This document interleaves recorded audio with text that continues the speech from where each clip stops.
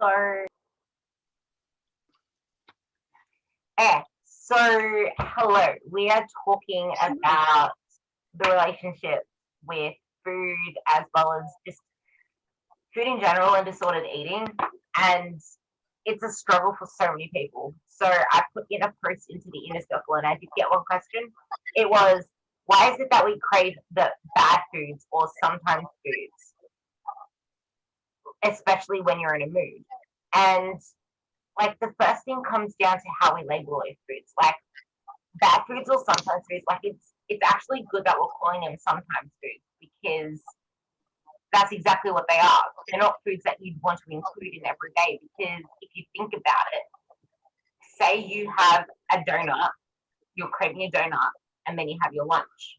If you choose to have the donut, that's about like, let's just say it's about 300 calories. Think about that big bowl of lunch, that you would have had, that would have satisfied you, that would have had pretty much everything that you needed. Yeah. And then if you have that donut, you're left without that satiation. Same with if you feel like ice cream for dessert. Like if someone wants to ask for ice cream for dessert, when their dessert is typically, let's just say it's a yogurt and some fruit, which is fat-free Greek yogurt and some fruit. Say that's about 200 calories, about 250 calories, and then you look at the ice cream will come to about, with whatever you want to add into it, or just the ice cream itself will be about 300 to 400 calories, also minus the protein. So you'd want to actually add in the protein to ensure you're still hitting your protein target. So that will probably take you to about 400 calories. If you sacrifice that dessert for that ice cream, you need to think, okay, now I went 200 calories over what was in there. I need to see what else I can take out from my day. So these things are able to be had as long as you meet your protein quota. But then you also have to realize that other things get sacrificed for it. Yep. That's right. So you're sacrificing the amount of food you can have, the amount of quality food you can have for that tiny bit of comfort. Yeah, exactly. That's the perfect word to use, for that tiny bit of comfort. But then the satiation afterwards. And there's the thing that I was talking about before, where if you have processed foods and regularly, it actually isn't great for, there's sensors in the gut lining, the stomach lining, and that gives you the satiation effect. It impacts your ghrelin, which is your hunger hormone, and your leptin, which is the one that makes you feel full.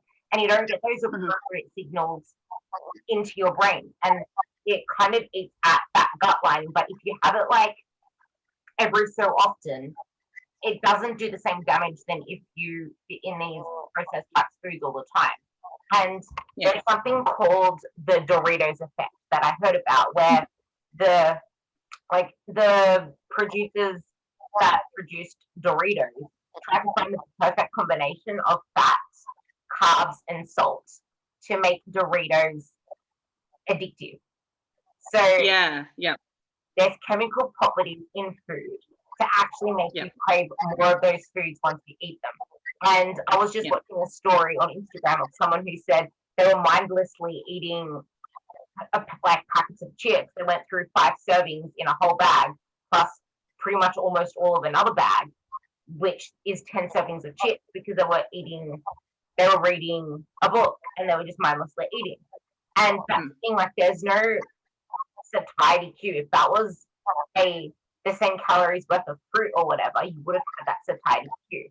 But to go back to why we crave these foods when we're in a mood, if you're stressed out, for example, what stress does is it releases stress hormones, let's say adrenaline and cortisol. When you're in that fight or flight state, which is pretty much when we feel stressed out, pretty much all the time for a lot of people these days, our body wants to run. If we think back to the days when we were like on Earth, it wants to run away from the tiger, the bear, whatever. So your body wants to break down fuel, like carbs, whatever's stored in your body, and it is carbs, because carbs are fast fuel. it's so much quicker to break down carbs than it is to break down fat.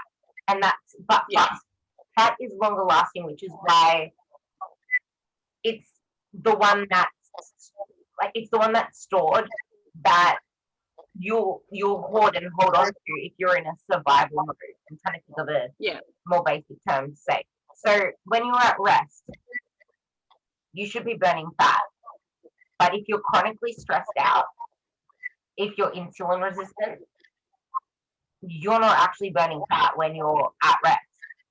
You're burning. That's right. You're burning carbs. Your body's running through carbs. So if you think about the fact that your body is breaking down stored glycogen to use it for fuel, to just do basic everyday movements that would typically use fat as fuel, you're going to start craving more and more of those sugars because your body's like, I need more sugar. I am stressed out. I need this fuel. But it doesn't know that we're not running from a bear. It doesn't know that your boss isn't a saber-toothed tiger. That's right. That's the thing. There's no internal signals that can differentiate between the fight and flight, or no, this is stress, so we don't need to consume those foods, which is where I've been for like the last 6-7 months at my previous job, just stuck in that fight and flight mode because the stress was just so high all the time. So constant craving crap all the time. Getting ready to run from something that's not there. Yeah, and I'm sure your appetite cues would have been very skewed up. Yeah, absolutely. So that's what I was talking about with the gut lining as well as the fact that there's a nerve that connects your brain to your gut. So that's also the that, hey, I'm craving this because there's something not right in my stomach. And there's another example of someone I was talking to last night. She was always stressed out. She's like, oh, I feel better now. Is my microphone reverberating? It sounds all right on this side. Okay, cool. So she was always stressed out with her job because she was taking on too much work. So as soon as she reduced those hours and reduced her workload to cut back some units at work, all of a sudden she's starting to feel hungry again. Her body's actually starting to turn on again. And that's the other thing when it comes to when people say, why am I not actually losing fat or losing weight on 1,200 calories or 1,100 calories? And that's because your body isn't using as much energy as it usually uses. So that's right. It shuts down systems. It shuts down your reproductive system. Your immune system goes haywire. And that's pretty much why we crave. Another reason that we would crave these foods, I'm going to try and stay on that topic before we dig into that other one, is it's not just, this is why I say health and the mindset. So physiology and psychology should come before the physical, because we just spoke about the physiology of all of that. How about the psychology of all of that? Like, if previously you turn to a certain type of food for comfort, that's what your body's tuned to. Like, think about brain wiring circuits. I actually heard this like analogy on a podcast, but think of it as really thick wires running through your brain. That's all of your old habits. That's all of the stuff that you used to do, to cling to. Like, I used to have a really bad habit of, as soon as I get home, no matter where it's from, even if I just ate, I had a habit of, I need to grab food, I need to grab something to eat, take it to my desk and eat it. You can't just break cues like that. It's hard. And something that I've just recently done is now I'm making myself 2 decaf, I'm going to say decaf now, 2 decaf coffees, and they're in like little flask things, and I put them at my desk and I drink those, and then I refill them with tea, and then I drink those, and I have almost finished going through them. I have 2 diet cordial bottles because I don't like to eat as soon as I get home after training, because I work at my best the first half of the day. So I wake up, I eat something small because I can't work out on a full stomach, and I definitely can't run on one because I have a very sensitive gut. Eat something really small, go and train, come back, do what I just said, and I sit at my desk not eating anything until about 12:30. Usually it's 12:30, and then I eat my first meal.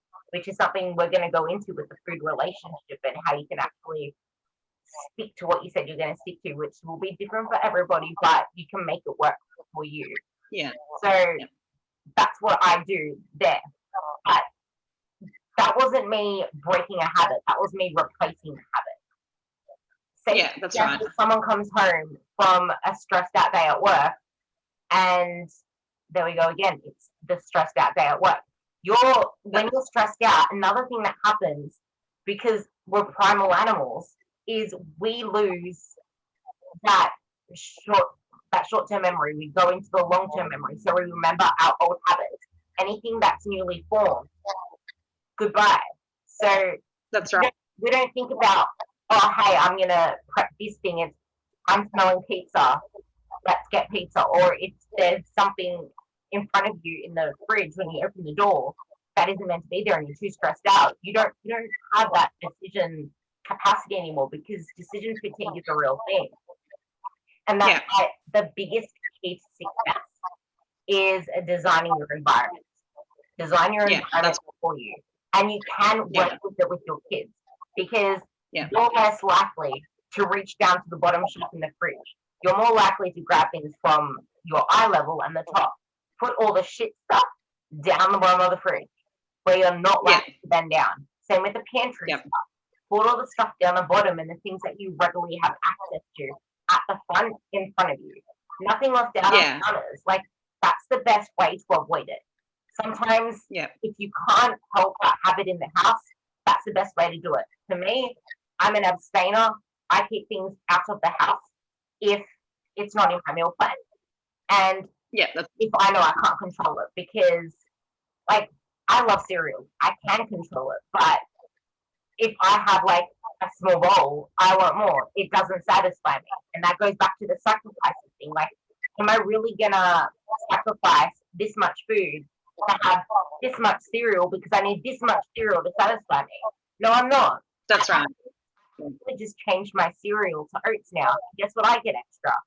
So before I was having 2 slices of toast, and then my next meal was egg whites, and that was with veggies and stuff. So now what I did is I put that egg whites into my oats to make it thicker, and I put the zucchini into that as well, which was part of the egg whites meal. But what I now have room for, because oats is protein and fat and carbs, not just carbs, is I have room for another 4 slices of bread. Plus, I added in an extra 30 grams of rice to my meals, because I don't need 200 grams of cereal. I mean, I don't need 200 grams of oats to satisfy me. I have 100 grams of oats or 90 grams of oats. It's actually usually 90 grams of oats. So I'm having 90 grams of oats, not 200 grams of cereal. But look at all this other food that I get. So one way to really control your relationship with food is laying it on paper, seeing, okay, so I know that I can have this. It is not bad food. It is a sometimes food. But I know I can fit it in, because I'm already hitting my protein, I'm hitting all of my fiber, I'm hitting my water goals, I'm hitting my micronutrients that I need to have a healthy body. And I'm not in a calorie deficit. If you're in a calorie deficit, you need to make way more sacrifices, because if you have 1,800 calories or 1,600 calories or 1,500 calories to fit your chosen foods into, you're not going to get all the micronutrients you need if you're chucking a shitload of cereal and bread in there.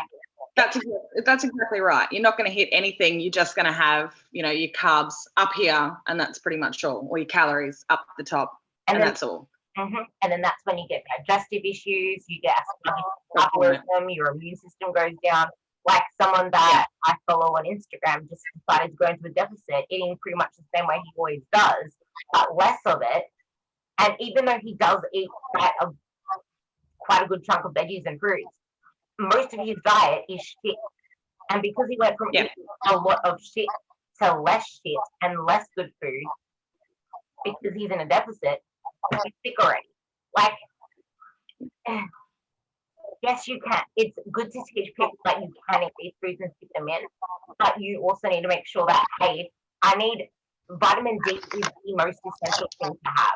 I can't say you can get from food. I can't say go out in the sun because you still need to take it most of the time. Like too many people are deficient in it, and there's no research out there that has anything negative against too much vitamin D consumption. So that's cool. Yeah, that's right. Magnesium, vitamin D.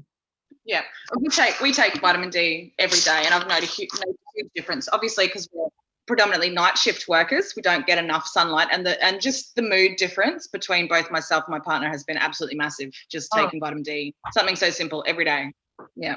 I'm actually going to ask you some questions on that as well, because some girls just think, oh, they're supplements. I don't like taking supplements. And then they realize I'm having all of these symptoms. What's wrong? And then I go, have you been taking your supplements? No.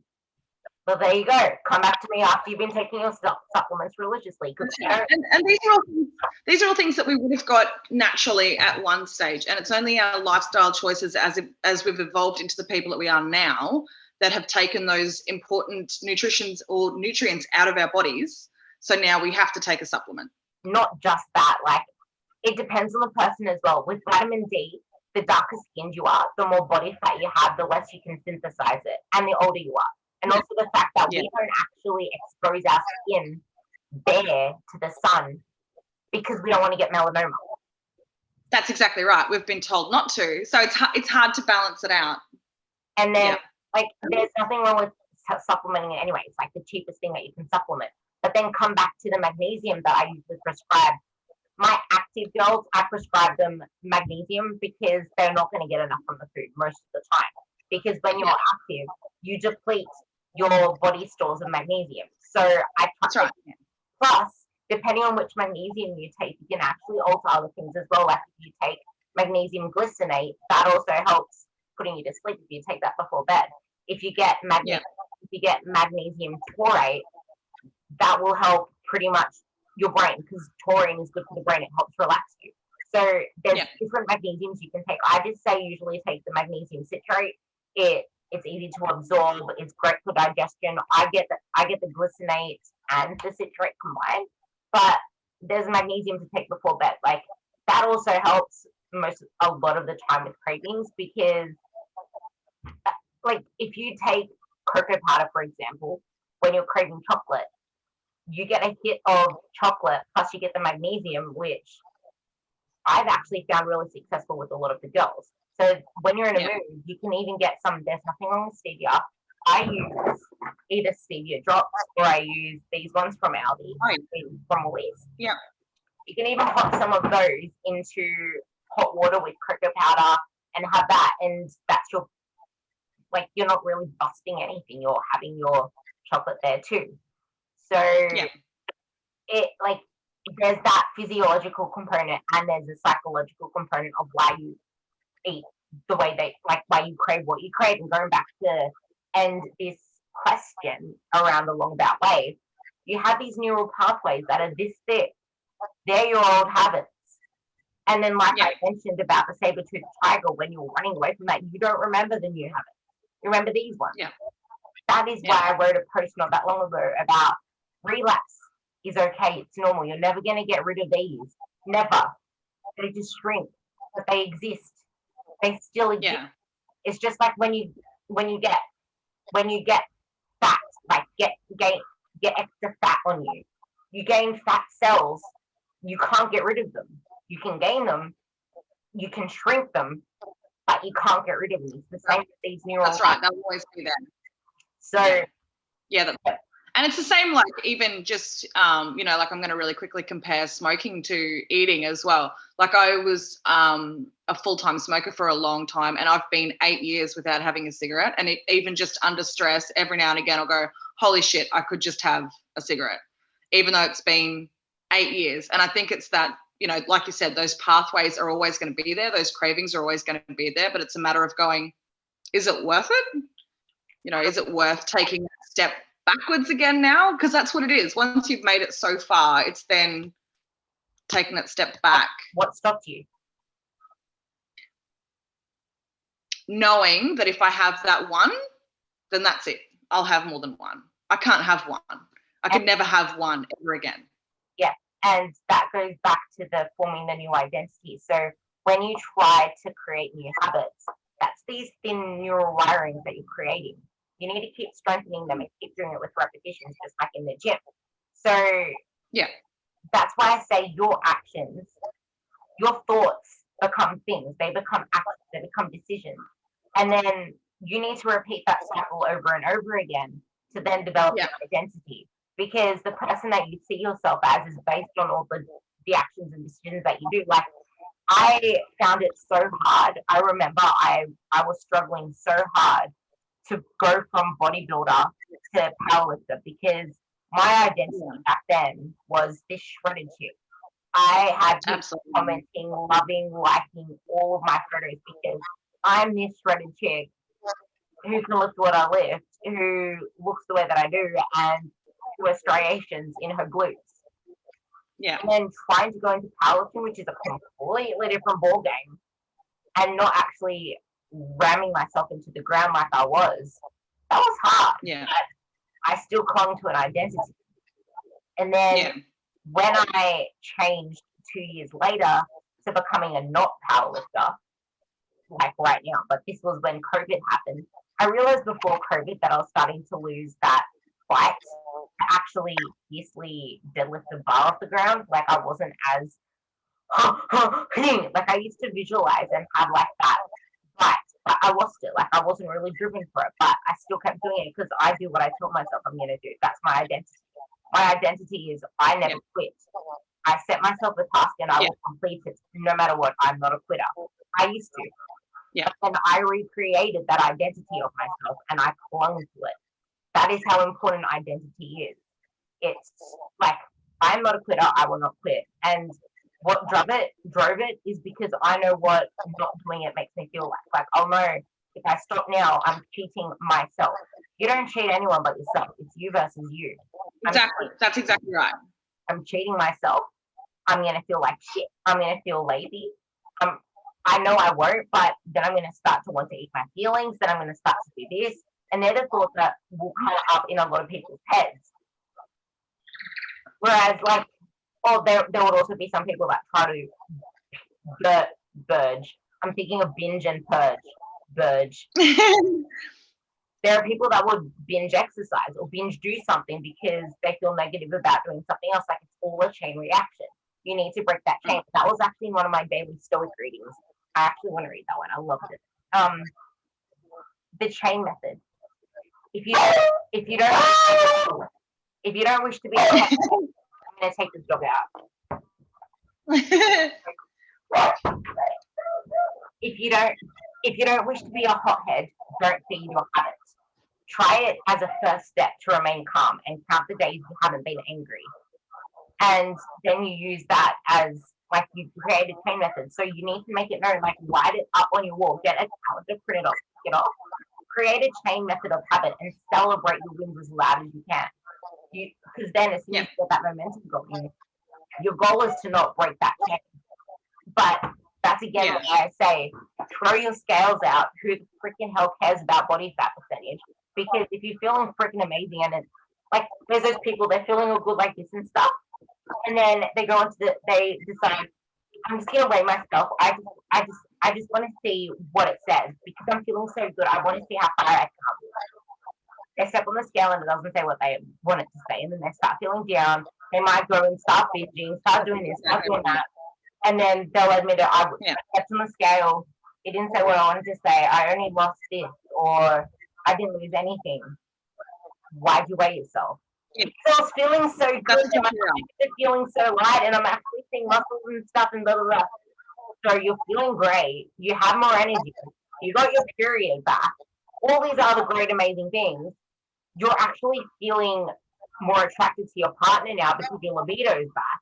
Like all these great things that you're feeling and telling me about feeling. Here's my big feeling word. Feeling. And you still step on a scale and you still get the feeling. Like, that's exactly right. That's exactly right. Yeah, and I used to obsess about my weight, especially when I had to stick under a certain weight for competitions, because then I'd stress about how much muscle I was putting on because muscle weight is heavy, and I'd be like, no, I can't gain any more muscle, so I need to slow down and not do weights and just do cardio to try and keep all of my weight down, which is not Not healthy at all. You just brought up a really good point. And when you become so myopic on the scale, you lose complete general knowledge, pretty much common sense. It's like I want to, Yeah. I need to like just keep running to burn the fat and not worry about building muscle. Like not worry about building muscle because that's not doing anything. That's I need, and then your brain just goes stupid and you're more confused. And then you cut more food, and then you do this, Yeah. that. You become a skinny noodle version of yourself. And someone said it's bodybuilding, not body shrinking. You don't want to become a smaller version of yourself. Lose muscle mass, look skinny fat, and be weak and pretty much feel pathetic because you're not that strong version of yourself. And then as soon as your calories are down this low, your activity is up this high, where do you go from there? That is not living. Yeah. That is not living. Like you don't just go into a calorie Exactly. deficit. You're going into a life deficit. Yeah, that's exactly right. Yeah, and that's what I was like. Everything was centered around being a specific weight. I had to stay. I could marginalize for 2 kilos, and that was all. And it was every day. It wasn't like I would get to a point where I'd go, okay, cool, this month I have to cut. It was all the time. You know, if the competition came up, I had to make that weight. So what weight did you start at before all this happened? Sorry. What weight did you start at? Your weight on the scale, what weight was it before you started that cycle? Oh, it was before I started that cycle, like before I was really lean. Before you started the cycle of weight cutting and watching a scale and letting it go down, what did you start at? Oh, I was quite heavy. I put on a lot of weight through the kids. So I think I was about 80, 84, 85 kilos. And then when I started training, it just slowly built from there. So as soon as I started seeing that weight come off, I was fine until I got to about 65. And then once I hit that, like that was a pretty good weight for me at my height and everything. And then I started competing. And once I started competing, it was a matter of the lighter you are, the smaller the people you're competing against. So if you can maintain strength at a lighter weight. For context, he's talking about fighting, boxing, wrestling. Continue. Oh, sorry. Yeah. So yeah, jiu-jitsu, Muay Thai, MMA, all of it. I used to do all of it, which is why there were so many different competitions coming up all the time that I would need to make weight for. So I had to maintain strength at a reduced size. That's the optimum. And then I would cut down to 56 kilos. So I would sit between 56 and 58 normally so that I could drop back down to 56 at the drop of a hat. Same. See, that was mine as well. My class was 56. See, that's a funny thing because when I started, my focus was actually on the scale going up because I started at 37 kilos. You're at the opposite end. I got into the gym with a healthy mindset. Mine wasn't, I hate the way that I look, I need to lose all this weight. Mine was, I need to get fitter. I need to change my life. Something isn't working for me. My hair's falling out. Yeah. And I had the most disordered relationship with food, but I was also vegetarian then. It was getting into the training and realizing what my protein needs were and how I couldn't meet them unless I had protein bars and protein shakes all the time. Because I didn't like a lot of vegan food and vegetarian food, but I also wanted to keep my carbs lower and get my protein up. So that's when I started my pescatarian, and because I was always craving tuna. So I was always focusing on, hey, I'm gaining some muscle. Hey, the scale's going up. And I realized at a point there, hey, I'm at a good place now. And I just want to see where I can take my body. So that's when my whole competing thing started with bodybuilding. And as you know, you start to see the scale going down and down and down.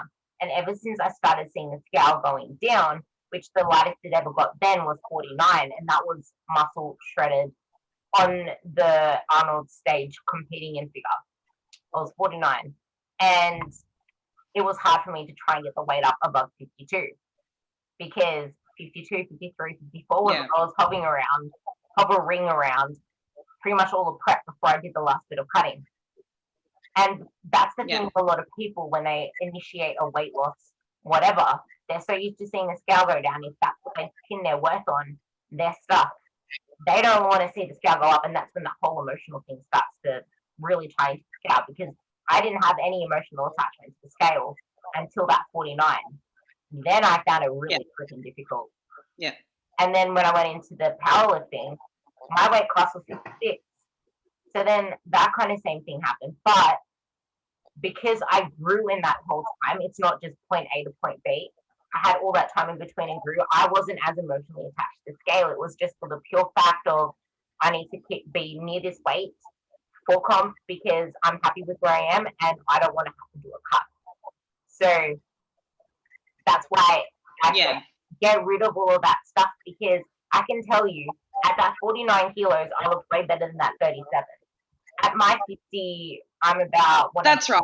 At my 57 now, I look way better than my 49. Like, I don't even want to get back on stage again because I look at how shredded I look. It's like, that doesn't even look freaking attractive to me. Like, people do it as a sport. If you want to treat it as a sport, that's great, because it's just like, I wouldn't call it a sport, but it is a sport to those people. Like, treat it, give it respect for what it is. Give powerlifting respect for what that is. Don't go into it of, I just want to look shredded on stage. Like, go to a freaking model thingamabob if you don't want to actually blah blah. Like, at least that way is more sustainable, because getting lean for a modeling shoot is different than getting lean for a stage, and getting lean for life. It's for life. It's not for a certain day. Like, the most weight I dropped in a week was from, what was I? I was 62. I dropped down to, but no, I was 61. Dropped down to 58, maintained that for a while, and then I dropped down to 56 overnight. I dropped down to 55 overnight. So I lost about 6 kilos that week and about 4 kilos overnight. But guess what? The next day, I was back up at my usual weight, because it's water weight. Like, that's the scale. That's right. It fluctuates like crazy. You might get to a place where it's stable. Like, before I started my running, I was 61 kilos. Now I'm 57 kilos. And I don't really look that much different. But I'm doing different sports. I'm not holding as much muscle glycogen because I'm not training in that sense. Like, I would say I look better at the 61 than I do now.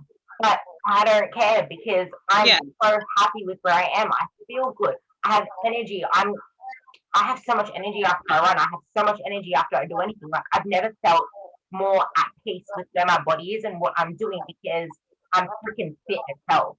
Versus before, I looked fit, but I couldn't run a 5 kilometer before. I could hardly run a 3 kilometer. And now I'm running 7 kilometers. I'm doing a half marathon soon. Like, strength can only take you so far.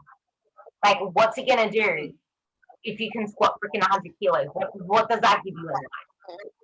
Unless you're a powerlifter, it doesn't matter. If you just want to freaking look good and actually be able to see your feet without seeing a belly in the way, you don't really care about how much you lift. You don't really care about. That's exactly.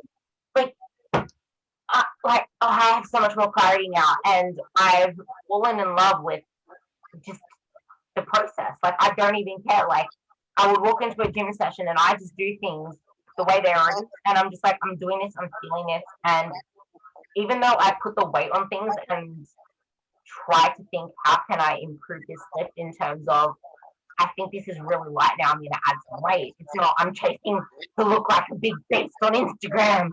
I think Instagram ruined that, because everyone posts things that look cool. But half of my shit doesn't even look cool. Like, people want to post stuff that gets likes. I'm doing freaking, like, okay, let's just do a step up. Let's just do a leg curl. Let's just do a box jump. Like, that doesn't look cool, but it gets me my results. It gets me what I want. Like, I give people, like, leg press this, front squat back, but use tempo. Like, that doesn't look cool because it's just like a little tiny clip on the end. But I actually just wrote a message from Jody saying my legs are fried from yesterday, and I have legs again in 2 days. I'm going to be even more sore. So it's like, the simplest things on paper have the biggest effect. Like, I have some people on home programs and they're like, holy shit, this is my least favorite day ever, because it makes me feel this way. But then that's when the whole relationship with food comes in, because it's like you're walking this particular girl, she's realizing how much better she's feeling in her body, how much more energy she's having, and how focusing on her performance and putting 100% effort into that performance and feeling great afterwards has somehow leaked into her perception of food, because she's feeling amazing doing what she's doing and pushing her body, realizing how I do one thing is how I do everything. I made her That's push right. herself more. I'm like, you're not pushing yourself enough in the training. I want you to push yourself so hard that your form, as soon as your form starts to break down, that's when you stop. And now she's got that push with her food, because she realizes, hey, I can fit anything in, but I don't want to sacrifice this. If I want to sacrifice that, I'll ask for a substitution. Yeah, that's right. So I think that, and I think food and exercise come so hand in hand that as soon as you start sacrificing good food, you start sacrificing what you can do on the floor. You start sacrificing your lifts, you start sacrificing how much effort you can put in. You know, everything evolves around good food. As soon as you've got a good healthy diet or a good healthy lifestyle, everything else just flows in and it all meshes together. I like the way that you said that, because good food equals good mood. It equals your gut feels better. If you have your gut feeling gross, you're going to feel gross. You're not going to want to do things. That's right. Yeah, your efforts. It does get worse. Yeah. You have your period and you're more bloated and all this other stuff around the period. But that's the thing. You create an identity for yourself where you don't let that little takeaway for a couple of days whenever your PMS is the worst or your period's the worst. You don't let that take away from the person you want to become. You say, is this adding to That's right. Or who I don't want to be like? Where is it taking me? Don't focus on who you were. You want to focus on all that you're becoming and how you want to feel. Not, I want to look like this. Because that doesn't hold a weight. It's like, yeah, cool, I want to look like that, but what does that mean to me? It's going to let me keep up with the kids. I have a girl that is so in love with just her son that she was always sacrificing herself for the son. She would talk to me for a good 2 weeks, fall off again. I would keep annoying her, and then she'll come back, apologize, blah, blah, blah, keep going. That happened for a while. And then she finally started, she's been consistent for about almost 4 weeks now, because she's realizing how much more energy she has for her son and how better her son is behaving, because his mum is showing up better for him. Absolutely. I think when I was the best mum, like if I could describe a time in the 12 years that I've been a parent now, when the best time that I've been the best that I could be for my kids, it was when I was eating healthy, not giving a shit about what the scale said, and was just always active and always training, always looking after myself, and that fed on through to the kids. We were always out hiking or bushwalking whenever we had a spare 5 seconds. It was so easy to do stuff with them. And they came with me to the gym. They were there with me every day that I was training, and they were eating the same food. And, it was just the lifestyle we had. And I think that was the best time so far that I've had being a parent. So certainly the easiest too.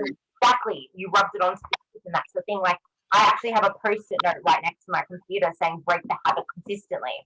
But under it, highlighted, feels good, right? Question mark. Because so what? Break the habit consistently. Yeah, cool. Feels good, right? It's asking you that question. It's asking you a question that you wouldn't ask yourself. You just look at it and be like, okay, cool, yeah, I broke the habit. And then you do it again because you didn't sit to think feels good, right? And that comes back to we're talking about the food relationship now. It's those reminders around you. The reminders of break the habit consistently. Feels good, right? Food is fuel. And then I'm reading off another one near me. Food is fuel. Nourish, fuel, perform. Feel in control. Hunger isn't an emergency. I've had this up here for ages. It's always been there. Hunger isn't an emergency. Eat to perform. But that's not something that I look at now. That was something that I used before. What I use now is being strict with myself. I struggled with this at the start, but I have times on my board that I eat my meals. I have the exact times. I will not eat my meal if it is more than 15 minutes before that time. And then it takes me about 10 minutes to actually make the meal sometimes. But otherwise, I have the containers, because 3 of those meals are in containers. 2 of those meals aren't. So there's only 2 that I actually have to make. Yeah. So that's another thing, like making shit easy for yourself. Like, I work from home. Do I need to make my meals? No, but why do I do it? It's easy for me. It's there. I don't have to second guess things. I'm not gonna accidentally add stuff to my meals that I didn't track or I didn't log or I didn't account for. Like, yeah, maybe sometimes it might only be a 10 calories here or 20 calories there, but it adds up over time. And it's that habit of you don't want to break the chain. I was talking to a girl that was competing. She had a hissy fit and almost broke down. Actually, she did break down. She told me she broke down over a banana because she couldn't eat that banana. And that banana wasn't going to set her back. It's, if I eat this banana and break the chain and break this identity of that's right. That's the thing. Yeah, it's not about the banana. It's about what she's tried so hard to accomplish. And that one banana, even though, like you said, it's not about the banana, it is that chain. As soon as she does that, she's stepping off the wagon that she's got moving. Yeah. And that's the thing. Keep that moving. Like realizing that there aren't on or off options. And that's why I do provide a very flexible meal plan for the girls, like for you girls. There's a flexible meal plan there. Stick with it, but change it around. Like, you can move, if you open it up, it's all on Excel. This is for the actual meal plan girls. Penny is a macro girl. So there's the meal plans, and you can actually move things around and be like, okay, I don't want this with this meal, I want this with this meal. And you can change it every day. Like I say, open it up on a Friday or the day before you do your shopping. Look at it, move things around the way that you want to create your meals, like move all the ingredients around. And if you're a macro girl, I'm a macro girl. I've never had a meal plan written for me because my coach doesn't do that. So he gives me my macros. I write my meal plan. He literally says, we don't do that. But yeah, so I wrote my meal plan down. What do? I look at it, and I usually keep it. I've kept it for the last 6 weeks. It's only this week that I've changed the oats, and I like it so much better. I'm keeping it. But what I did do is I took out some grams of some carbs somewhere so I can add more. I can't remember what it was. I took out some grams from some carbs somewhere and added it into. I want more rice with my tuna dish because I freaking love my tuna bake. So I just changed that little thing up, and that's the power of macros. You plan out your meal plan, and you can be like, okay, so I want these meals here, these meals here. Cool, let's go with it. And then you keep doing it, and you keep repeating it until it needs changing. And you don't always have to change the food itself to change the flavors. Like, that's why with my girls, I give them all the sources of protein they can have with a particular meal. It's not just chicken. It's not just broccoli. These are the veggies you can have. Unless they're very deficient in something, and I need to actually put a specific thing in, I usually say, here are all the veggies you can have. Like, I have some people that I particularly say, you can only have beetroot here because they need the beta-alanine, the nitrates. They need that nitrate from the beetroot itself. So, and there are particular people where I won't be like, you can have any of these nuts. I'll be like, you need to have Brazil nut because you're lacking selenium. So you can choose whatever you want from those veggies. I don't feel like green beans tonight. I'm gonna have capsicum, something like that.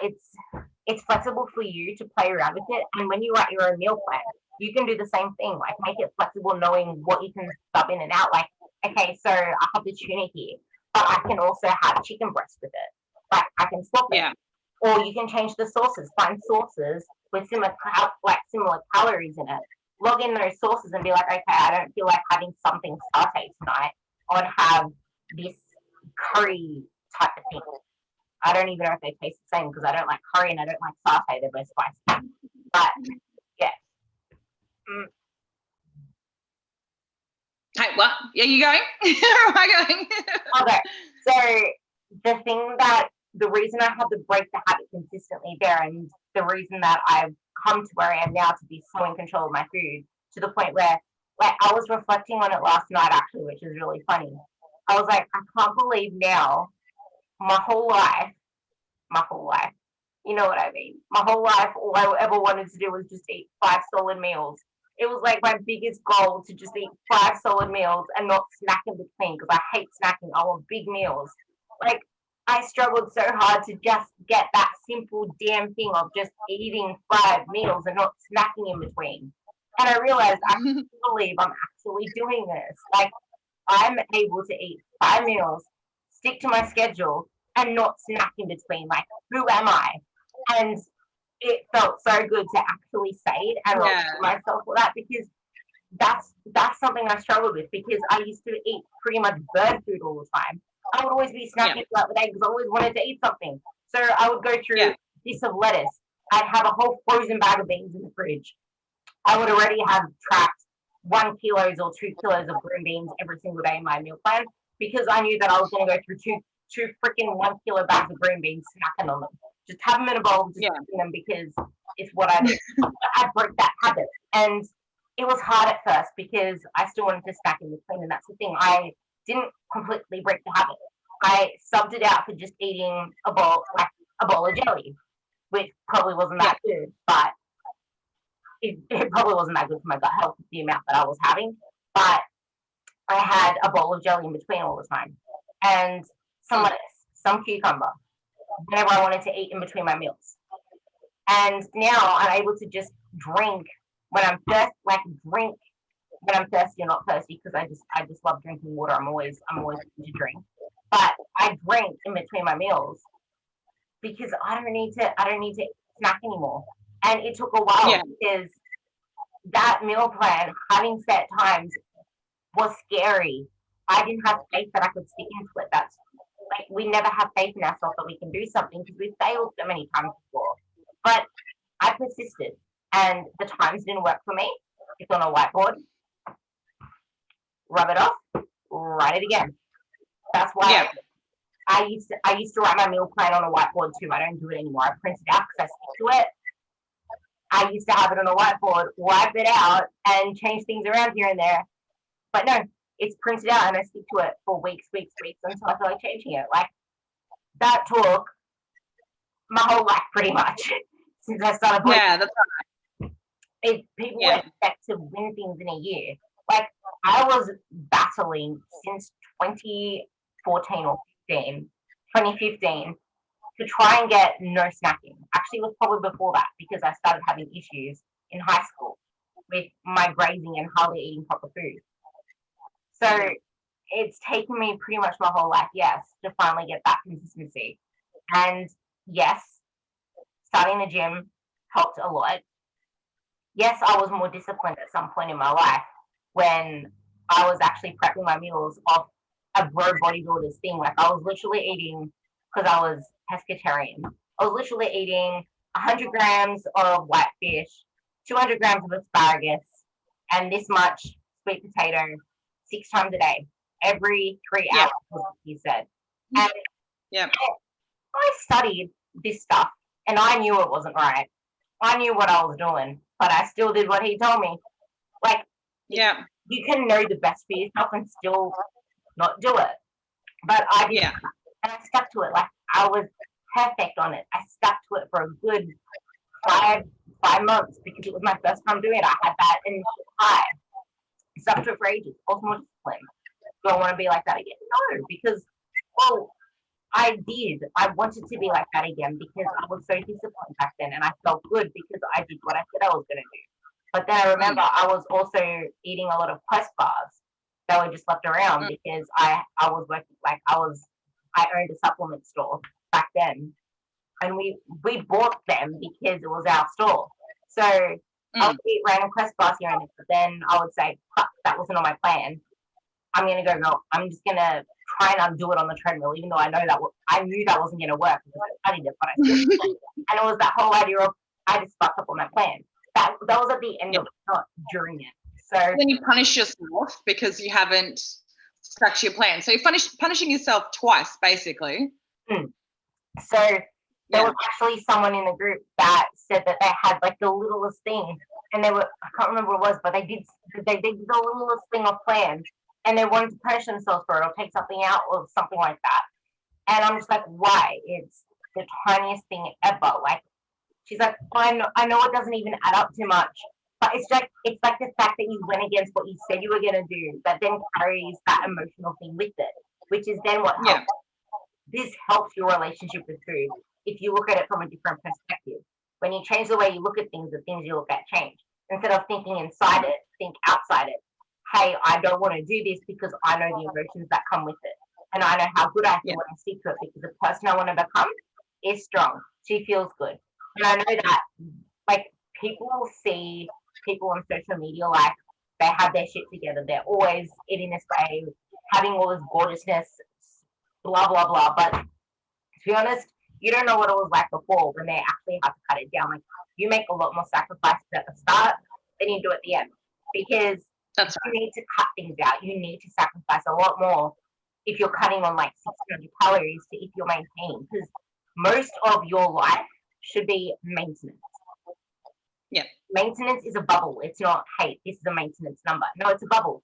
You can gain muscle That's right. with maintenance. You can lose Yeah, body that's fat. right. You can lose body fat. I'm not saying weight. Keep that. Hello, yes, fat, not weight. You can lose body fat at maintenance. Body composition can happen at maintenance. I feel like I've been at maintenance my whole life because my body hasn't really shifted either way. Except if you look at photos from a year ago, I don't like how I looked like a year ago because my body composition wasn't as good as it looks now because I played a patient game. That's right. Like, Yeah. you lose the fat to start with, and then you start to build yourself up on maintenance calories, and you stick to that. Like, Yeah. I never wanted to diet again, so I didn't do massive pluses. I would stay in between like this, which is the best way to do it because, yeah. So, what's your struggle when it comes to your food relationship? Gee, what's my struggle? I have so many of them. I think for me, my issues with food started as a kid. I always had a really big appetite, which could have been a really good thing because I was always a really active kid as well. And instead of feeding this active child healthy food because she needed nourishment to be able to maintain the lifestyle that I had, I was always made to feel bad for eating too much. The quality of food that I had was not great. And I think that stuck with me through to my adult life. So I've always had this really negative thought pattern with food. It's so hard. I've tried hard to like break the cycle. And for a while I have. Well, I thought I had. I thought I had gotten a grip of my food when I was training and everything. But really it wasn't. I went from one extreme to the other. So when I was in an unhappy marriage, I used food as my comfort, like everybody, well, so many other women use food to comfort. It's the same thing. You know, if you feel bad, you have some chocolate, or you feel alone, you have some chocolate, or whatever it may be, until I put on a lot of weight. And then when we separated, I got what I thought was control of my food. And I thought I was being healthier by exercising an extreme amount and starving myself. And I would punish myself, like you were saying before. Like if I ate something that wasn't healthy, like everything I had, I took all of the sugar out of all of my food. I took everything artificial out of all my food and ate completely clean. And if I did step outside of that, I would literally go for a run up a mountain. I'd do kilometers and kilometers of running, or I would do half an hour of just straight skipping to just punish myself and work off all of this food. And that was my rational reasoning. I was like, oh, it doesn't matter what I eat, providing that I'm willing to exercise it off. So if I don't want to flog myself, then I will eat healthy. So for as long as I didn't want to exercise over the top, I would eat healthy. And if I stepped outside of that comfort zone, I just had to go for a huge run or swim a couple of kilometers. Or exercise and feel like a chore for you, except in the moment, you didn't feel that way. No, absolutely. At the time, I thought I was incredibly healthy and I had gotten a grip of everything.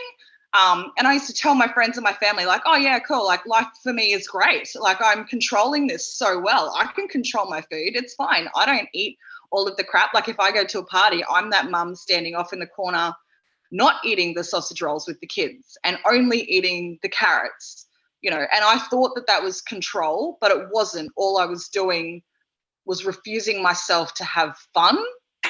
I was not allowing myself to be a person outside of my food. My food literally controlled my life. And then when I I moved down towards Brisbane, and things changed. I met my partner and everything changed.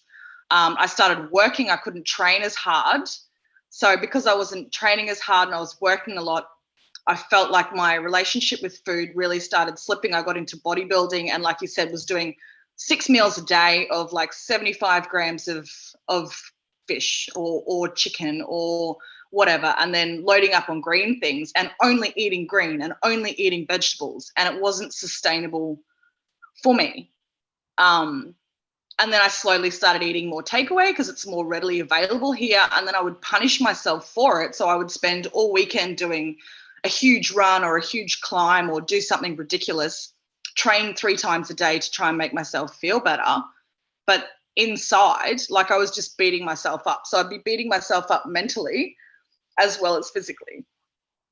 And it wasn't until I fell pregnant with my last baby that I was like, okay, I'm in the situation where I'm pregnant now and I don't have to care about my food. I can put whatever I want into my body because I'm pregnant, and that's okay. And I used my baby as an excuse to just eat all of the shit. I ate so much Nutella and so much bad stuff. And it wasn't until I had him that I realized that I was like way out of control. Everything. Would you say that, I got 2 words down, would you say that the fact that you had the baby and you use that as the justification, that it gave you comfort and validation, knowing, hey, I can use this as an excuse, so I'm not going to be pulled apart for what I'm eating, and I feel comfortable. Absolutely. I feel comfortable. Absolutely. It was an excuse. It was absolutely an excuse to not be responsible for what I was doing with my body. You know, being pregnant was the excuse that I needed to be able to let go of my obsession with controlling my food. But I did the complete opposite. I just controlled it in a completely different way because I went the total opposite again. So I've gone from one extreme to the other and then back to this extreme where I'm like, oh, I'm pregnant. I don't need to watch what I put in my body anymore. And I put on 30 kilos in 9 months. By the time I had him, the day that I had him, I was sitting on 99 kilos. So I'd gone from 63 to 99. So there you go, 36 kilos in a pregnancy, which is an astounding amount. And I had no diabetes. Like, everyone was, you know, doctors were concerned about gestational diabetes and all that sort of stuff, which was non-existent. Technically, there was nothing wrong with me. I was not unhealthy. I was just gaining an extreme amount of weight because I was just pumping sugar into my body because I was like, oh, I don't need to have this control anymore. But that was just another form of control. Losing control is still another form of control, if that makes sense. Yeah. Like, that was the choice that I was making. Yeah. So I actually got a way for you to break through this. And it all comes down to my goal setting videos that I have in the group, but we're going to do it here. We're going to think about, because everything that you said there was control, comfort, validation. You came from abusing yourself. Have you ever in that time spent time with just yourself? I spent a lot of time with just myself, but it was always punishment. It was always like I would go and sit for hours at the top of a mountain, but I would flog myself to get up there. Like, I would time myself and I'd be like, you need to run. You need to run as hard and fast up this hill as you can. Do not stop. You know, don't stop for a break. Don't stop to think about the birds that are chirping. Don't stop to appreciate what is around you. Don't stop to appreciate what your body can do. Like, you know, not every single mother, because I was a single mother at the time, not every single mother of 3 can just get up and run to the top of a mountain and stand there with a sweaty 6-pack and go, woo, look at me. You know, like, that's the thing that I should have been appreciating. I should have appreciated myself. But then, and I absolutely didn't. As soon as you broke past all of that, you didn't even have time to put yourself first, because then you were just thrown into a job that sucked everything out of you. So you never really had time for yourself after that really bad period in your life. So you forgot, you lost who you are. You don't know who Penny is anymore, because you don't know who Penny is anymore. You don't know what Penny likes to do. You don't know what Penny loves, what Penny enjoys, what Penny's hobbies are. But Yeah. I've witnessed something in you that I know is a hobby for you. You love your fish. I do like my fish. You love your fish. You love giving love. You love, like, because you're so used to not having it yourself, especially after the abusive relationship. It's like everything you need is validation from food. You need validation that things are going right, but you never give it to yourself. And that's the thing, like, why else did you climb up to the top of the mountain? You wanted that reward. So why aren't you rewarding yourself now just for being you? Why aren't you rewarding yourself along the journey for that self-care? Why aren't you rewarding yourself in a way that's going to make you be that better person? That's the way to see everything. You're rewarding yourself with food. You're rewarding yourself with great exercise, because it is a reward when you feel amazing afterwards. You're going to be rewarding yourself with having a bath twice a week, just sitting with yourself listening to music because you like music. You can listen to podcasts. You like listening to podcasts. Put something like, reward yourself every single day. That's why this schedule that I have up is so important to me, because 5:30 to 7:30 a.m. there's a big green line across it saying morning routine. I do whatever the fuck I want in that time. It might be work. It might be responding to stuff. It might be checking in on something, but it's my time, whatever I want to do. And then under that, it says gym block out, 7 a.m. until 11 a.m. That's 5:30 until 11 a.m. that I'm being selfish with myself, doing what I want. Yes, you know that I still reply to you in those times, because you always get messages from me in those times. But that's what I choose to. I don't have notifications on my phone. My phone is on do not disturb mode until at 11 a.m. So I don't know jack shit about what's going on my phone. I choose what I want to consume in that period of time. I choose. I'm in control, and that's my reward to myself, because I feel fucking good doing it. Like, no one's telling me how to live my life. I choose it because that's how my business needs to run. It needs to run a tight ship. It was hard to start with because I felt guilty for not always being on call. But I gave shit quality when I was always on call. Now that when I want to, hey, I have a laptop open. Hey, I can actually look into things. Hey, I can look in more detail. Or hey, I have my phone now. I can actually voice message you now, which is a lot more detail in a short period of time. It's giving myself to you, not giving a version of me to you. It's actually being able to give myself to me, because I am me. You don't want to have all these different stresses, like filling up this bucket so that it overfills into all other areas of your life. Because if you let that pile up, because you empty it every time you give to yourself. Self-care is the drain. As soon as you give to yourself, it empties. And then it fills up during the day again. Give to yourself, fills up again.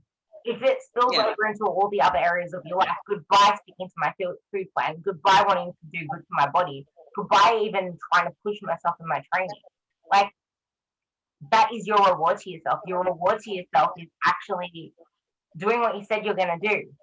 Because that's right. The important thing. If you cut your word out of doing what you said you're going to do, what message is that sending to you? How is that going to make you feel? That's right. It's just a negative message, because as soon as you don't do what you've said you're going to do, you automatically start doubting yourself. Oh, see, I knew you weren't going to do it, so why you bother trying? And it's this vicious cycle. And that's what I get on with my food. As soon as I slip even slightly, or the thoughts of slipping is enough for me to end up in this massive whirlwind of, oh my God, I feel like slipping. I feel like eating something bad. Oh my God. And I just stress and I get so anxious about it. And then I convince myself. And I convince myself to eat something shit because I'm going to anyway, because I can't possibly stay committed to what I was going to do. But why? Why aren't you going to? Why can't I say? Yeah, why? You just told yourself you're going to do it. Why aren't you going to do it? There's no reason. There's no logical reason. And that's probably the hardest part, is I don't feel like there's a logical reason to not. You're telling yourself that you're going to quit when there's no logical reason for you to quit. You're just telling yourself you want to quit because you're trying to drop the other and self-sabotage. Because you're doing so fucking well, but have you celebrated doing well? No, because you think you're going to slip up, so you don't want to celebrate that you're doing well, because you're going to slip up and then have to take your words back. No, celebrate everything you do along the way. This is the thing that everyone struggles with. They don't celebrate their wins, and then they come to me whining about, oh, this happened at work, and I feel like this is, I'm pulling everything apart because this happened at work. wake up in the morning and I just say to Tim that I'm because I just cleaned it. Like, dude, do you remember how freaking good you were during the week? Oh, I forgot about that. Like, Yeah, I that's right. particular things, not how would you do during the week. I mentioned particular things that they may have led on to me or I saw on social media feeds, but they don't give a shit about that because, hey, it's not this big bad thing that's yelling at my head. No, celebrate your wins all along the way. I used to celebrate mine all the time. That's why I started my selfie game. That's where my selfies came from because I struggled a lot of the time getting to the gym and I doubted that I could keep it going. I doubted a lot of things and I still doubt a lot of things, but I put it out there into the universe. Like I hate running. I hate it. Wait, I hated running. And I never wanted to be given money in my life. Like I would look. But then I realized the benefits of it. And that's the thing as well. Like if you focus on all the benefits of something, you'll want to do it more. But I still didn't want to do it. Like this was back then. Like I still didn't want to do it, but I did it because hey, I'm getting fitter. And I just decided this whole running thing now was because I hate it so much and it's a challenge so much that I'm so complacent in the gym because it became something I love again because I found myself that I wanted a challenge. I wanted something to push me and I found a hobby. That's my hobby. Your fish is your hobby. Your fish is your hobby. The running is my hobby. The fish is your hobby. So finding something that we love to do. Yeah, I have to create this new identity.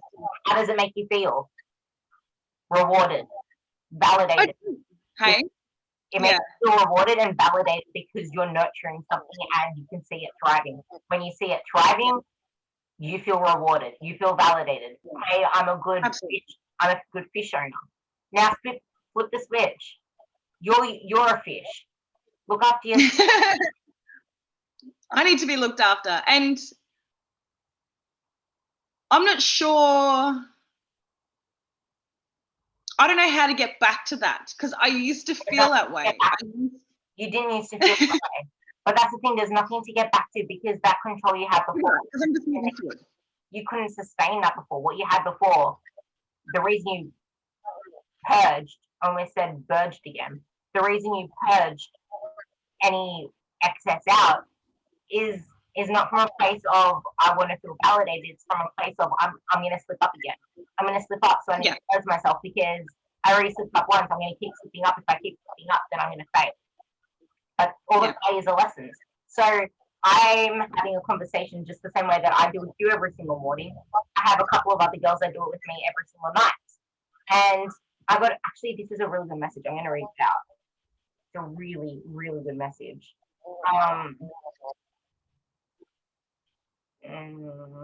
I just want to say too, the messages to you in the morning have been so valuable to me, not for any other reason other than because you made it so simple. It was just one 20-second message in the morning. I was like some mornings there, I almost didn't do it. And then I was like, it's 20 seconds out of my life. There's no reason why I can't send a 20-second message. And that sometimes it will be 3 minutes, sometimes it will be 10 minutes. Right. And it's been a stepping stone. Absolutely. And it's been periods of time that you voice messaged me, you found so many things out about yourself. You opened up. Absolutely. You didn't even realize yourself. Like those, it's stuff that we don't talk about to anyone because we don't want to talk about it to someone close to us sometimes. So it's just way back there. But do you remember the message I said to you when you almost skipped the first day or when you were late on that? I know. Yeah, when you almost skipped your first day, I'm like, mate, do what you said you're going to do because what's this going to do? How you do anything is how you do everything. This is why you're going to slip up because you're not being consistent. And you got that consistency. And then as soon as I saw that you had those consistency, you said it yourself, I started simple. So all our coaching was then was message me in the morning. And that's right. That's all it was. You might think, oh, this is a waste of my time. I might as well just go and do my own thing. No, you stayed on doing that simple thing. If you didn't do that, you wouldn't be where you are now. And where you are now is actually getting your food into my fitness pal and working around it. You're actually using macros. You planned out your dinner. You're actually sticking to your meals, but you're coming to me afraid of what's going to happen in the future. You're sticking to it now, but you're afraid of hey, I'm gonna slip up, but no, you're not, because look at all the wins already. Like that is a win I just said then. If we didn't do that one thing, you would still be off in freaking Toronto, Timbuktu, bloody. Absolutely. Yeah. She said to me, this is a really good message for her. She actually just messaged me today. She messaged me 3 hours ago, and I will tell you what she said. Okay, so last night she sent me a message saying, "Hey Ruby, today's not going to be a 100 day. Food was okay, but there's no exercise tonight, so I'm going to bed early." And then I'm like, more positive. It's not about 100. You know this. It's 100% effort. She's like, yeah, well, effort isn't 100 today. Not because I don't want to, but. And then she listed a whole of these other things. And then I said to her, okay, so what could you have done better today? Question. Why didn't you sleep well? Question. She listed where it all went. And one of the things she said was, today I should have got up. Today I also should have got up from my desk and stepped outside, but I couldn't. And she said, because you know how you're doing that meme with me with the quote, she's like, your mind is the ultimate weapon against your challenges. That's what she sent to me. I'm like, okay, cool. So, because she had trouble sleeping. I'm like, okay, cool. So we know how to fix this. You need to put your brain on paper before bed. And then I asked her another question because she said she could have stepped outside. I knew the answer, but I wanted her to tell me. I'm like, how can we make sure this happens next time? See, she had those slip ups and she almost beat herself up for it. But I said she did 100% of my book because she didn't know what she knows now after the conversation with me. But now she has it. And she's like, okay, so this is what I'll do. I will set a timer for 15 minutes and go for a walk. No exceptions because I know I need it. She messaged me today, 12:11 at noon. Photo of herself. I'm taking that walk break. How do you feel? She's like, I feel like I just need to get away from the desk and recharge my brain. And then she starts to overthink and worry again. She's not celebrating that win, but that's going to come with time. It's okay to not celebrating it. You need to keep the consistency and then start to celebrate it. Celebrate the win. Yeah. That's why I said, how do you feel? Because she wouldn't have treated how she felt if it wasn't for me. She would have just said, I'm so worried about all these stuff that's around me. I need to get back to my desk. Celebrate. Yeah. So now you have to celebrate all that you've already accomplished with me in that period of time to where you are now and where you want to be. Not what the freaking hell you want to get back to, because we don't want to get back to that. We don't want to get back to that. We don't want to bash ourselves. We want to freaking know. No, we don't. Absolutely not. You weren't beating boxing bags or other people. You were beating yourself. Yeah, that's right. Freaking penny basher. Now we're moving forward. You want to think about everything you want to become, which is where now we're going to make that vision board. How do I want to feel? I still have mine from the last 3 years. I have all the words there because I just add to it. Or if something is like I really need to change something, I'll change it. But everything's the same. All of these feelings are a sat nav. Everything you do feel that way, that changes over time. And that's where the separate sheet, I change that yearly. So I have abundance. I want to have clarity. I want to be athlete minded. Because how does athlete minded make me feel? It makes me feel in control. It makes me feel organized. It makes me feel strong and empowered. These are all the words I have there. These are the words that I want to feel. They're strong because it's like, yes, I want to feel empowered. Yes, I want to feel, I want to have strength. I want to feel productive. I want to have energy. I'm not going to have energy if I don't have systems and I'm not organized because I'm going to be drained all the time. Mindful and intense are always my biggest words on there because I want everything I do to be on purpose with purpose because I know that will make I think that's the fun. Yeah. Everything you do should be mindful. What you do on purpose with purpose because then you'll get your words, which I already said for you. You want to feel at harmony in your world. You want to feel that balance. You didn't have that before.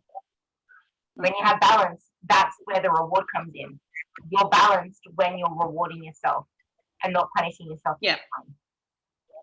You never looked within and you never focused on yourself and time with self. When you did have time with yourself, it wasn't coming from a place of comfort and validation. It was thinking of how absolutely not. I was thinking of punishing yourself in ways to get it from the external. Yeah. So now you're going to see yourself as a fish in a fish tank, and you're going to start giving yourself what you need, because you know you're not going to screw up, because it's a whiteboard you're going to write, you have it on a whiteboard. Yeah. You're going to start rubbing things off when they need to be rubbed off, and you're going to edit it ruthlessly like I did. You're going to have fuck ups like I did. I've got my whiteboard on the fridge. It's like a constant reminder for me. Every time I walk past the fridge, I know where I'm at, and I know what I need to do, and I'm not going to let that fridge control me anymore, because that's what I feel like I've been doing, is just aimlessly walking past the fridge, and the fridge is like, yeah, just open me and just grab a snack. What you're going to do, you're going to come up with your meal times, and you're going to eat at those set times. If you know you need to change it, change it first thing in the morning, like rub it off like that.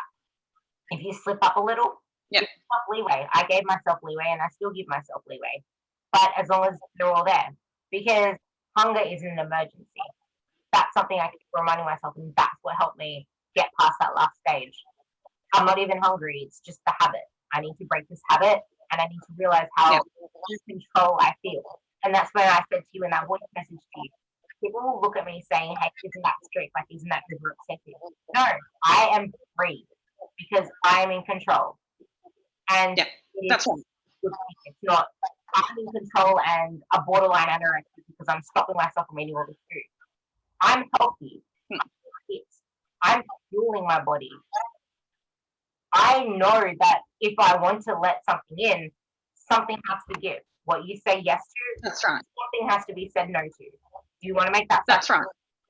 No, you don't. Absolutely. Jenny wants you to make that sacrifice.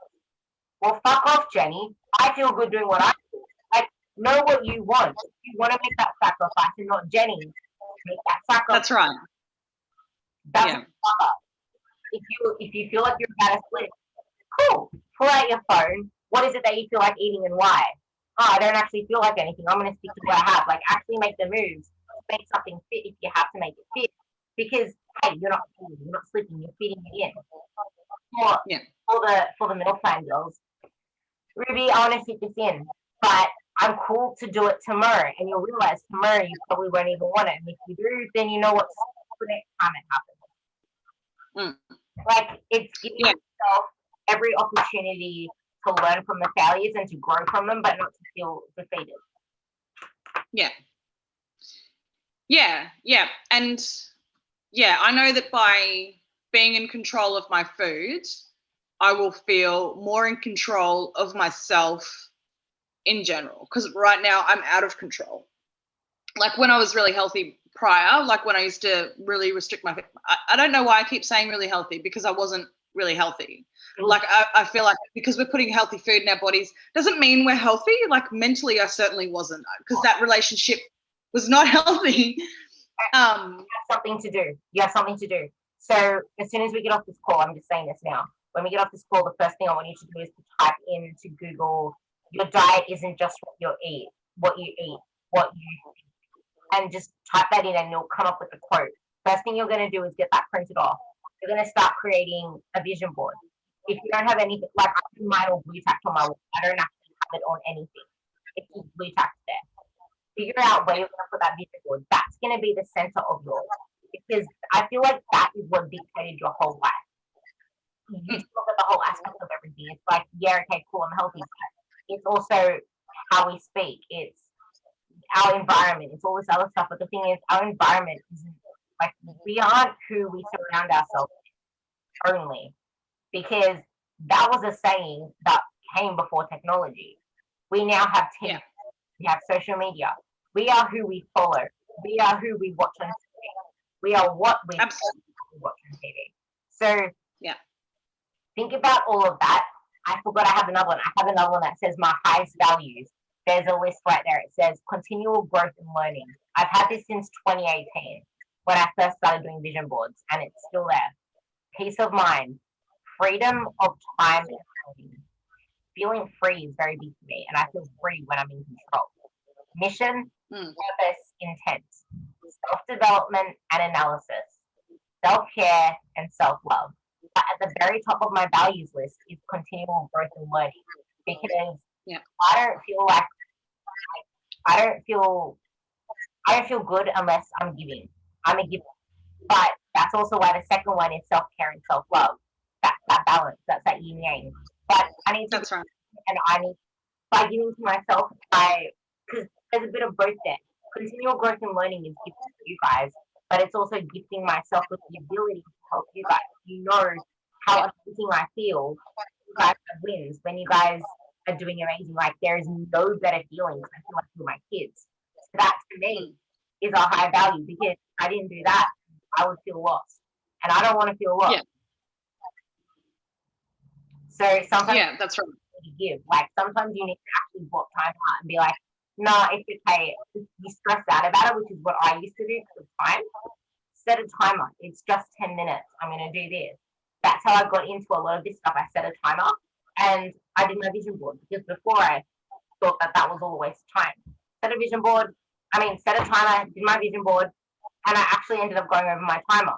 I spent a good friggin' whole day doing it. And I only spent 20 minutes. But it's there now. I've never felt more rewarded for it. And I didn't really have anything to do that day because it was on a Sunday.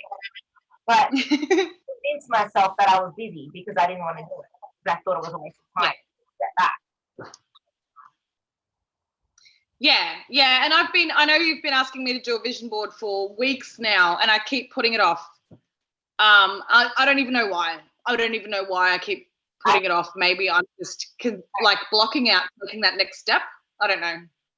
That's part of it.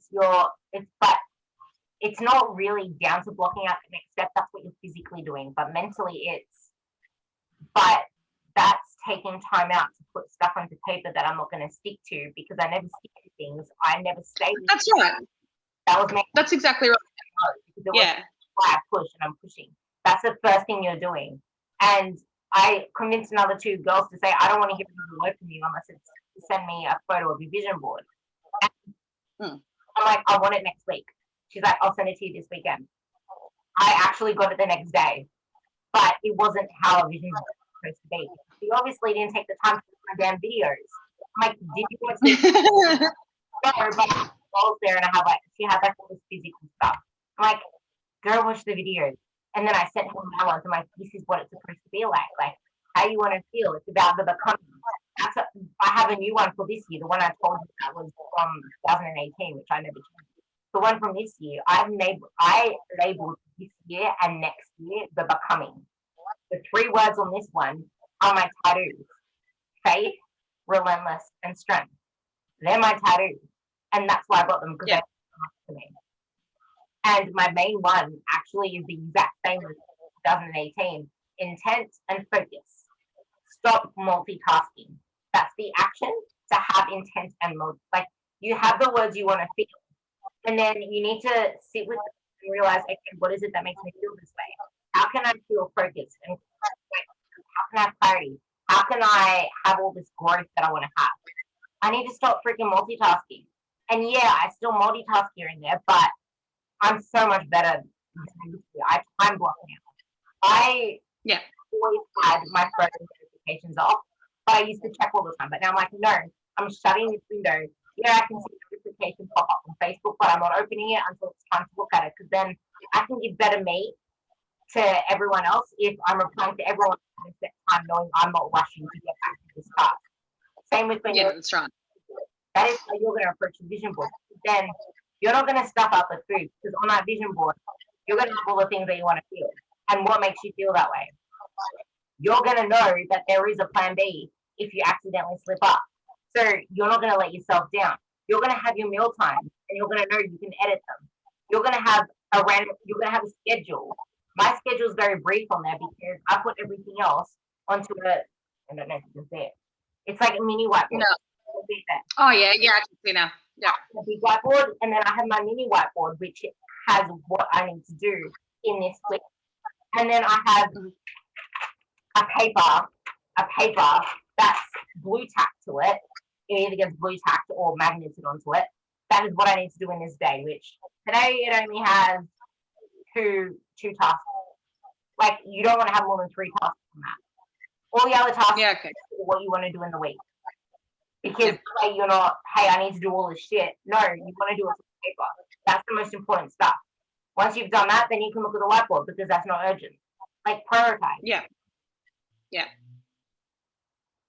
I do need to prioritize better. And I think I need to be more realistic too. Because I think I actively set myself up You for do. failure. That's what I realized. Yeah. Doing the vision board is going to make you realize that. Because you set yourself Yeah. up for failure by not having an option B. You said yourself, you're so Yeah. like MMA is so to the point you need to be perfect. But no, you need to have lenience. And you need to know that okay, if you fail, that's a lesson. But don't just leave it at that because that is a failure. You need to question yourself. What could I have done better? Sometimes you don't know the answer. That's okay. Forgive yourself, move on. If it happens again, you might get more clarity around that failure. Because sometimes you need to fail a few times before you actually realize what the issue is. Yeah. And like a lot of the time, I think I know. I think I absolutely know that I'm not going to be able to succeed if I continue doing what I'm doing. But I'll do that anyway because it just reaffirms everything I've said. Like it confirms all those doubts. And I think I'm genuinely scared. Like I'm genuinely scared of the possibility of succeeding. I'm not sure. I'm not quite sure, but it's true. Yeah. That's actually a true fear. Like it is a true fear to actually see your potential because you're scared of the fact that you just wasted so much of your time, so much of your life because you're so used to bashing yourself down that you're comfortable bashing yourself down because you fear that's right. what potential is because then you think you'll hate all that wasted time, but it's like, no, you're growing. You're still young. Yeah. Life is the longest thing. Life isn't short. It's the longest thing we'll ever do.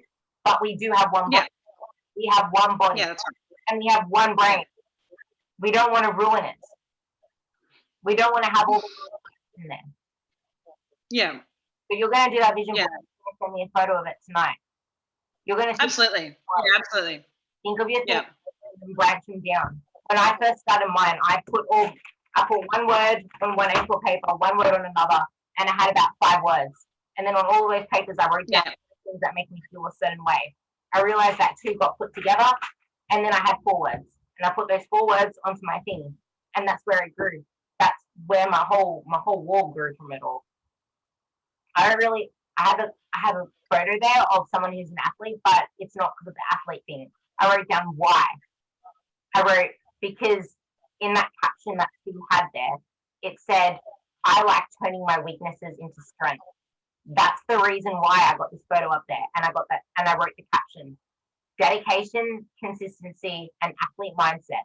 She didn't write that. I wrote that because that caption, the reason she said that caption, then linked into my words, athlete mindset, dedication, consistency. And because they linked into how I want to feel, it resonated with me. And the other one I had was of the chakras because I love the chakras, but it's different in terms of thoughts become habits, which become your character, which then become your success. You have the power to alter your consciousness, perception. Remember, everything's perception. You can alter it into any direction that you want. Your subconscious is the faculty of pure, boundless energy in motion. Everything is energy. Sacrifice energy somewhere. Wait, put energy somewhere, you're sacrificing energy somewhere. So then on this one, that's where I have programming up here, programming's up here, thoughts are in the brain.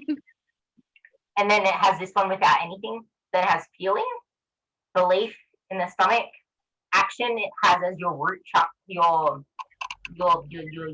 reproductive chakra, because that you can think of it as action, and then desired outcomes is the root chakra. You get the desired outcomes through programming, thoughts, feeling, belief, action, desired outcomes. Mm-hmm. Yeah. I think we covered. Sorry, you keep freezing there, so I'm trying to still follow your pace.